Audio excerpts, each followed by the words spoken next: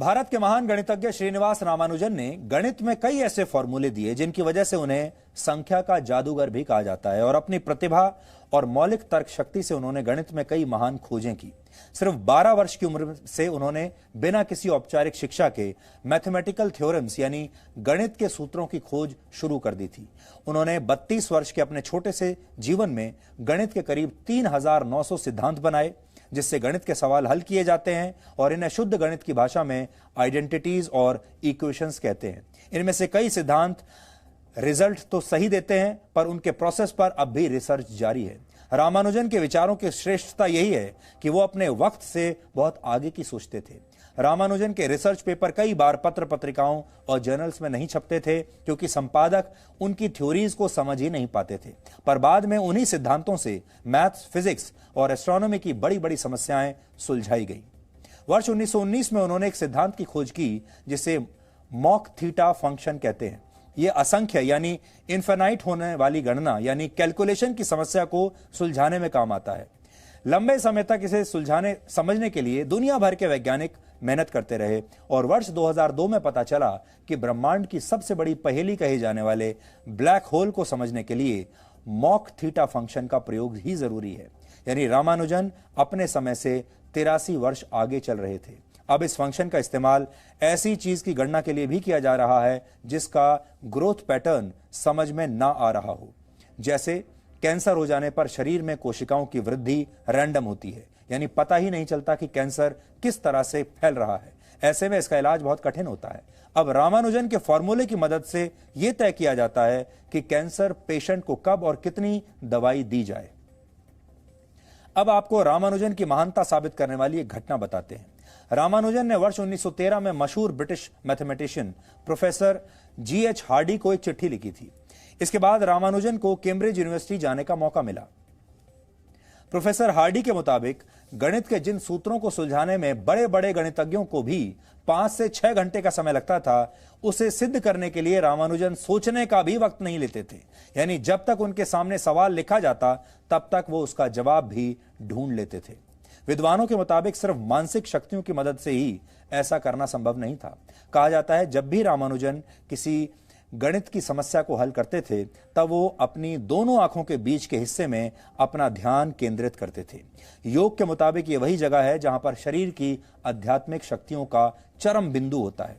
रामानुजन खुद कहते थे कि उनके लिए गणित के उस सूत्र का कोई मतलब नहीं जिससे उन्हें आध्यात्मिक विचार न मिलते हों। ब्रिटेन के प्रोफेसर हार्डी रामानुजन को दुनिया का सबसे महान गणितज्ञ मानते थे और कहा जाता है कि उन्होंने दुनिया के प्रतिभावान व्यक्तियों को 100 नंबर के पैमाने पर आंका था और इस लिस्ट में उन्होंने खुद को सिर्फ 30 नंबर दिए थे 100 में से, लेकिन रामानुजन को 100 में से 100 नंबर दिए थे। आप इसे भारत की प्रतिभा को दिया गया महत्वपूर्ण सम्मान भी कह सकते हैं। कई विद्वान मानते हैं कि ब्रिटिश भारत का नागरिक होने की वजह से रामानुजन को वो सम्मान नहीं मिला जिसके वो हकदार थे। अगर रामानुजन का जन्म भारत के बदले उस समय यूरोप के किसी देश या अमेरिका में हुआ होता तो शायद बहुत पहले ही उन्हें नोबेल पुरस्कार मिल गया होता और उन्हें आधुनिक दौर का सबसे महान गणितज्ञ भी मान लिया गया होता। हालांकि ये रामानुजन की असाधारण प्रतिभा ही थी जिसने ब्रिटिश शासन के बावजूद उन्हें इतना कामयाब बनाया। आज भी हमारे देश के कई बच्चों को गणित से बहुत डर लगता है।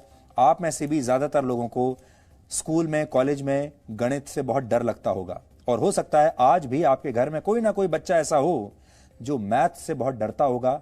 गणित का नाम सुनते ही मन में डर पैदा हो जाता होगा और गणित के डर की वजह से ही कई बच्चे इससे दूरी बना लेते हैं, इसे पढ़ते नहीं और इससे बच्चों के ज्ञान में कमी आती है। ये एक प्रकार की चिंता है जो उनके मन में बैठ जाती है। इसे मैथ एंजाइटी भी कहते हैं। एक स्टडी के मुताबिक अमेरिका के 93% लोग गणित को लेकर थोड़ी या ज्यादा चिंता जरूर करते हैं और भारत में भी लगभग 10 लाख छात्र इससे पीड़ित हैं।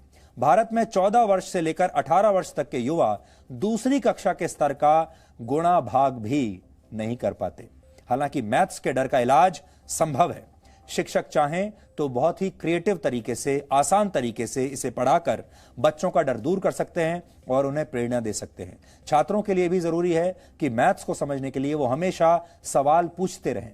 मैथ्स के सिद्धांतों को रटने के बजाय उसे समझने की कोशिश करें और सबसे आखिर में माता पिता भी इस बात का ध्यान रखें कि हर बच्चा अपनी रफ्तार से ही सीखता है। सबकी रफ्तार अलग अलग होती है। दूसरों से अपने बच्चों की तुलना ना करें और अपनी उम्मीदों का बोझ अपने बच्चों पर बिल्कुल ना डालें। इसलिए रामानुजन की कहानी आज हमने आप सबको सुनाई ताकि आप सबके मन में भी अगर गणित को लेकर कोई डर है तो उसे दूर किया जा सके। और दूसरी बात यह कि दुनिया में कामयाबी के लिए आप कितने भी गणित लगा लीजिए, आप जाति का गणित लगा लीजिए, संप्रदाय का गणित लगा लीजिए, कोई और गणित लगा लीजिए, लेकिन मेहनत का और मेरिट का जो गणित होता है उसे कोई नहीं बीट कर सकता। हालांकि आज बच्चों के लिए कैलकुलेटर से लेकर कंप्यूटर तक सब कुछ है। कोचिंग क्लासेस हैं, ऑनलाइन क्लासेस हैं, एप्स हैं और मां बाप भी पहले की अपेक्षा कहीं ज्यादा पढ़े लिखे हैं। फिर भी इन्हें गणित से डर लगता है, जबकि रामानुजन ने इन सुविधाओं के बिना ही बिल्कुल सटीक गणना करना सीख लिया था। उन्हें कोई ट्रेनिंग नहीं मिली थी। उनके जमाने में ऑनलाइन क्लासेस नहीं थी, एप्स नहीं थे, कोचिंग क्लासेस नहीं थी। इस तरह से रामानुजन के जीवन का संदेश हमारे और आपके लिए बहुत बड़ा है और वो ये कि समस्याओं से डरना नहीं, उन्हें हल करने का तरीका खोजना चाहिए।